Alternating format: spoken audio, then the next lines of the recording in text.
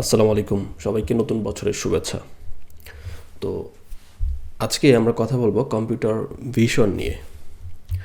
তো computer vision এমন একটা ফিল্ড যেখানে আমরা মূলত চোখ দিয়ে যা দেখি সেই নলেজটা কম্পিউটারের মাধ্যমে আমরা সেটা ইমপ্লিমেন্ট করি। ওকে, ফর এক্সাম্পল আমরা এর আগে সিএনএন নিয়ে কথা বলছিলাম। সিএনএনে মেইন দুইটা পার্টের মধ্যে একটা হইতেছে feature extraction and another one is fully connected layer বা ANN for classification. So feature extraction লেয়ারে যেটা হয় সেটা হলো ফিচারটাকে বোঝার চেষ্টা করে, মানে আমাদের ইমেজের মধ্যে কী কী ইনফরমেশন আছে সেগুলো বোঝার চেষ্টা করে এবং তারপরে সেটা ক্লাসিফিকেশন হয়। তো কম্পিউটার ভিশনে যেহেতু আমরা যা দেখব চোখ দিয়ে সেটার উপর কাজ করতেছি, সো বেসিক্যালি কম্পিউটার ভিশনে আমরা মূলত ইমেজ অ্যান্ড ভিডিও এই ধরনের ইনপুট নিয়ে কাজ করি। আপনি যদি এর মেইন অ্যাপ্লিকেশনগুলো দেখেন, অটোনমাস ভেহিকল, মেডিকেল ইমেজিং, তারপর রোবোটিক্স সহ আরও অনেক ফিল্ডে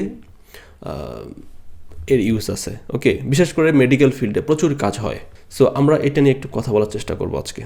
সো সিএনএন নিয়ে কথা বললে আমাদের ট্রান্সফার লার্নিংয়ের কনসেপ্টটা চলে আসে, বিকজ কম্পিউটার ভিশনে আমরা যে কাজগুলো করি মোস্ট অফ দ্য ওয়ার্কই হইতেছে based on transfer learning. So transfer learning কি এটা একটু বুঝি আমরা।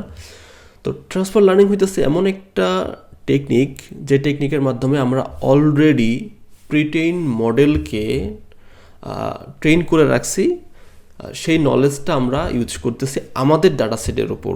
ওকে, সো আরও সহজ করে যদি বলি, ফর এক্সাম্পল একটা আর্কিটেকচার আপনি কল্পনা করতে পারেন যেটা হইতেছে সিএনএনের ওপর বেচ করে তৈরি করা।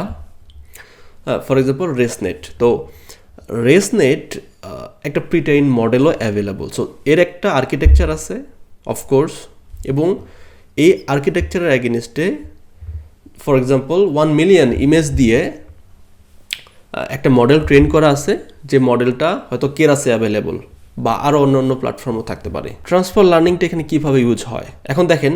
ফর এক্সাম্পল আপনি ইমেজ ক্লাসিফিকেশনের জন্য কাজ করবেন, আপনার কাছে দুই ধরনের ইমেজ আছে, একটা হইতেছে ধরেন মানুষ, আর একটা হইতেছে ফর এক্সাম্পল হাতি। তো এখন মেশিনকে তো চেনাইতে হবে যে কোনটা মানুষ কোনটা হাতি। সো আপনি যদি সিএনএন স্ক্র্যাচ থেকে তৈরি করেন, এগুলো কম্পিউটেশনালি এক্সপেন্সিভ, এবং আপনি যদি ওইভাবে কনসিডার করেন তাহলে নর্মালি প্রিটেইন মডেলের থেকে আমরা স্ক্র্যাচ থেকে যদি খুব এক্সটেন্সিভ লেভেলের কাজ না করি তাহলে একটু অ্যাকুরেসি কম পাবো আমরা। এখানে সহজ যেটা উপায় সেটা হইতেছে অলরেডি যে মডেলগুলো ট্রেন করা আছে সিএনএনের উপর বেচ করে, ওখান থেকে আমরা কিছু ওয়েট ধার নিব। ধার নেওয়া মানে অনেকটা ওয়ান কাইন্ড অফ এরকম যে, ফর এক্সাম্পল একটু আগে যে এক্সাম্পলটা দিলাম রেসনেট, তো এটা ধরেন ট্রেন করা আছে 1 মিলিয়ন ইমেজের ওপর। তো এই মডেলটাতে 1000 ক্লাস থাকতে পারে, হ্যাঁ, বা 100 ক্লাস থাকতে পারে। তো এখন আপনার এখানে তো দুইটা ক্লাস, মানে আপনি যেটা হচ্ছে প্রেডিকশন করবেন সেখানে দুইটা ক্লাস, একটা হচ্ছে মানুষ অথবা হাতি, তাই না? তো এখানে যে মেইন কনসেপ্টটা সেটা হইতেছে যে লাস্ট যে লেয়ারটা বা আউটপুট যে লেয়ারটা সেটাকে মানে ফেলে দেওয়া হয়, দিয়ে আপনি আপনার লেয়ারটা অ্যাড করবেন। আপনার লেয়ার মানে আপনার যতগুলো ক্লাস আছে সেই হিসাবে আপনি কোড লিখবেন, সো দ্যাট ফিচার থেকে নর্মাল একটা ইমেজের যে ফিচার থাকে সেই ফিচার থেকে সেই ওয়েট, প্রিভিয়াসলি যে ওয়েটগুলো ছিল সেই ওয়েটগুলো আপনার ডাটা সেটের ওপর আপনি ফাইন টিউন করবেন, সো দ্যাট আপনি কম খরচে ভালো একটা পারফরমেন্স পাবেন। বাট আউটপুটটা কিন্তু আসবে হাতি অথবা মানুষ, এরকম আউটপুটই আসবে। বাট এক্ষেত্রে যেহেতু অলরেডি ইমেজের জন্য ওয়েটগুলো আসলে কেমন হয় সেটা যেহেতু অলরেডি ফিচার এক্সট্রাকশন লেয়ার জানে, সো দ্যাট আপনার ট্রেন করতে একটু কষ্ট হবে, কষ্ট কম হবে। তো এটাকেই বলা হয় ট্রান্সফার লার্নিং। ওকে, তো ট্রান্সফার লার্নিংয়ের কনসেপ্টগুলো আপনি যদি ইমপ্লিমেন্ট করতে চান, তো এই মডেলগুলা বিভিন্ন প্ল্যাটফর্মে আছে। ফর এক্সাম্পল কিছু মডেল আছে কেরাসে, কিছু মডেল আছে পাইটর্সে, হ্যাঁ, আবার কিছু আছে হচ্ছে হাগিং ফেসে। এখন বিষয় হইতেছে যে আপনি কি মডেল ইউজ করতেছেন। এখন ওই মডেলটা স্পেসিফিকলি আসলে কোথায় আছে এটা দেখতে চাইলে আপনি এভাবে লিখতে পারেন। যদি আপনি দেখতে চান কেরাসে আছে কিনা, তাহলে আপনি দেখতে পারেন এভাবে মডেলের নাম লিখলে চলে আসবে, যে কোনো জায়গায় আপনি খুঁজে পেতে পারেন। এখন বিষয় কথা হলো যে ধরেন একটা মডেল সেটা 2-3 জায়গায় আছে, 2-3টা প্ল্যাটফর্মে আছে, তাহলে কি এটা একইভাবে বিহেভ করবে? হ্যাঁ, এটা আসলে থিওরিটিক্যালি ইয়াস, যে সব কিছু একই, আর্কিটেকচার সেম, সব কিছু ওয়েম, বাট এদের যে ওয়েটের যে স্ট্রাকচার বা সেভিং যে স্ট্রাকচার সেটা একরকম না, ইমপ্লিমেন্টেশনও ডিফারেন্ট হবে অফকোর্স, যেহেতু ফ্রেমওয়ার্ক আলাদা বা প্ল্যাটফর্ম আলাদা। সো দ্যাট আমি একটা সিম্পল একটা এখানে করছি যে যদি আপনি বেসিক লেভেলের CNN রিলেভেন্ট কাজ করতে চান সেক্ষেত্রে আপনি কেরাস ইউজ করবেন। যদি আপনি জব বা রিসার্চ লেভেলে কাজ করতে চান যেখানে আপনার অনেক বেশি ফ্লেক্সিবিলিটি প্রয়োজন, সেক্ষেত্রে আপনি পাইটর্চ ইউজ করবেন। তারপর কিছু মডেল আছে যেগুলো হইতেছে মোস্টলি অনেক অ্যাডভান্স এবং very close two generative model বা জেনারেটিভ মডেল আপনি হিসাবে কনসিডার করতে পারেন বা ইউজ করতে পারেন। সো দ্যাট এই মডেলগুলো আপনি পাবেন হইতেছে হাগিং ফেসে। সো huggingface.com/model এখানে গেলেই আপনি এই মডেলগুলো দেখতে পারবেন। ওকে, সো এগুলো অলরেডি ট্রেন করা আছে। ওকে, তারপর হইতেছে আপনি যদি টেনসরফ্লো স্ট্যাকে কাজ করতে চান সেক্ষেত্রে অফকোর্স কেরাস। তারপর আপনি যদি মোস্ট অফ দ্য টাইম আপনি রিসার্চ মোর ফ্লেক্সিবল এবং আপনি যদি বলেন যে মোর অ্যাডভান্স যে কাজগুলো সেগুলো আপনি পাইটর্সে পাবেন, পাইটর্স বা হাগিং ফেসে পাবেন। ওকে, সো এটাই আসলে আপনি বলতে পারেন যে ডিমান্ডের কথা চিন্তা করলে পাইটর্স আসলে more growing day by day হচ্ছে, but still TensorFlow is very good for understanding. আপনি যদি বেসিক থেকে শুরু করতে চান অফকোর্স আমি বলবো যে টেনসরফ্লো দিয়ে শুরু করেন। ওকে, সো এবার আমরা একটু কিছু এরিয়া দেখি যে কম্পিউটার ভিশনে আসলে কি এরিয়া আছে যে এরিয়াগুলোতে আমরা চাইলেই কাজ করতে পারি। তো এখানে ইমেজ ক্লাসিফিকেশন আছে, অবজেক্ট ডিটেকশন আছে, তারপর সেগমেন্টেশনের অনেক টাইপের সেগমেন্টেশন আছে। এগুলো হইতেছে পার্ট কম্পিউটার ভিশনের আপনি কাজ করতে পারেন। ঠিক আছে, এখন ইমেজ ক্লাসিফিকেশনের জন্য নর্মালি আমরা CNN বেসড বিভিন্ন আর্কিটেকচার আছে, যেমন রেসনেট, ইমেজনেট, VGG 1619 এই মডেলগুলো আছে। হ্যাঁ, আরও কী মডেল আছে আপনি যদি এটা কেরাসের ওয়েবসাইটে যান তাহলে দেখতে পারবেন, যে আপনি সার্চ করবেন যে কেরাস প্রিটেইন মডেলস, সো দ্যাট ওইখানে দেখতে পারবেন। তারপর অবজেক্ট ডিটেকশনের জন্য আছে অনেক অ্যাডভান্স মডেল, যেমন ইয়োলো আছে। ইয়োলোর এখন পর্যন্ত সবথেকে অ্যাডভান্স যে মডেল সেটা হইতেছে ইয়োলো V10। সো 10 পর্যন্ত চলে আসছে, না 11 পর্যন্ত চলে আসছে, বাট 10 পর্যন্ত যে আপনি পাবেন হইতেছে আপনি ইউজ করতে পারবেন উইদাউট এনি প্রবলেম। ওকে, সো আমরা এটা বলতে পারি যে 10 হইতেছে মোস্ট অ্যাডভান্স এখন পর্যন্ত। তারপর আছে যে ফাস্টার RCNN। তো এখানে ফাস্টার RCNN এর আগেও আরও কিছু এর ভার্সন ছিল, বাট ফাস্টার RCNN হইতেছে মোর রিসেন্ট। তারপর ডিফারেন্ট কাইন্ড অফ সেগমেন্টেশনের জন্য আপনি বিভিন্ন রকমের মডেল পাবেন, এগুলো লেখে সার্চ করলেই আপনি দেখতে পারবেন।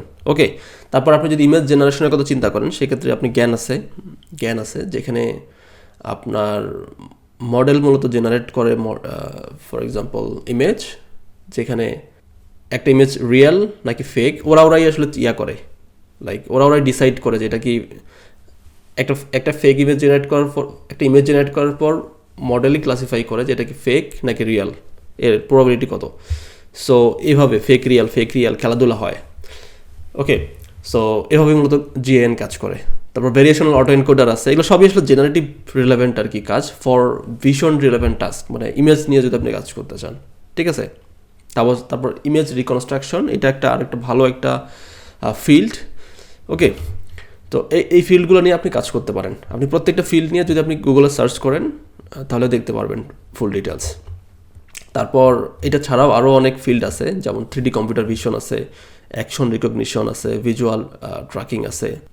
তারপর OCR আছে, যদি আপনি কোনো একটা ইমেজ থেকে টেক্সটকে এক্সট্রাক্ট করতে চান, ওকে, রিকগনাইজ করতে চান আর কি।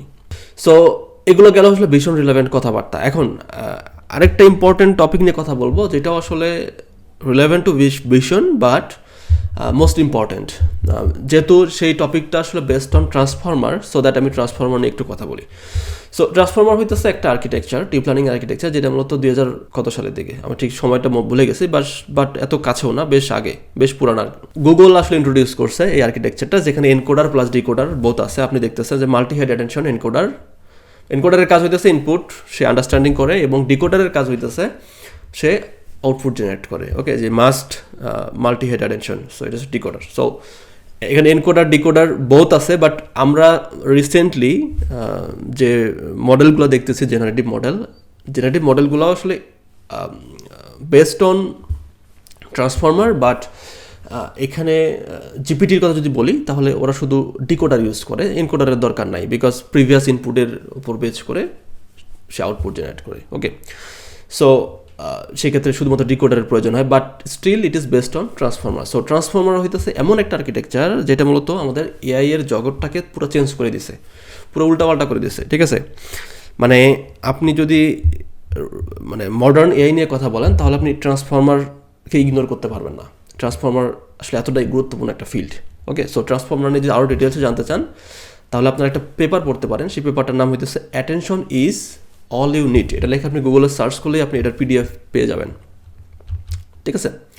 তো এখন দেখেন এই ট্রান্সফর্মারের উপর বেচ করে অনেক কিছু তৈরি করা হয়েছে, তার মধ্যে ওয়ান অফ দেম হইতেছে ভিশন ট্রান্সফর্মার, ওকে। তো ভিশন ট্রান্সফর্মার হইতেছে একটা ডিপ লার্নিংয়ের আর্কিটেকচার, যেটা মূলত যে মানে মানে ওয়ান কাইন্ড অফ আপনি বলতে পারেন যে সিএনএনের অল্টারনেটিভ, ওকে। তো সিএনএন দিয়ে আমরা যে কাজগুলো করতাম সিমিলার টাইপের টাস্ক আপনি ভিশন ট্রান্সফর্মার দিয়ে করতে পারেন এবং আরও এফিসিয়েন্টলি করতে পারবেন, ওকে। সো এটা হইতেছে ওয়ান কাইন্ড অফ আপনি বলতে পারেন যে নর্মাল ট্রান্সফর্মারটা আসলে আমরা ইউজ করি হইতেছে মানে ট্রান্সফর্মারের কনসেপ্টটা আমরা মেইনলি এনএলপি রিলেভেন্ট টাস্কের জন্য ইউজ করি, বাট যখন আপনি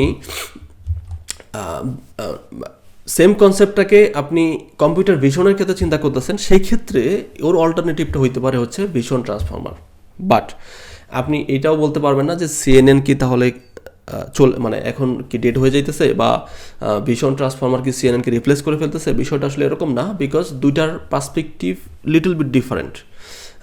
কারণ সিএনএনে আমরা দেখছিলাম যে এখানে কনভলিউশন হয়, ওকে, কনভলিউশন হয় এবং ভিশন ট্রান্সফর্মারে মূলত সেলফ অ্যাটেনশন ইউজ করা হয়। সো দ্যাট আপনি যদি এর টাইম কমপ্লেক্সিটির কথা চিন্তা করেন সেই ক্ষেত্রে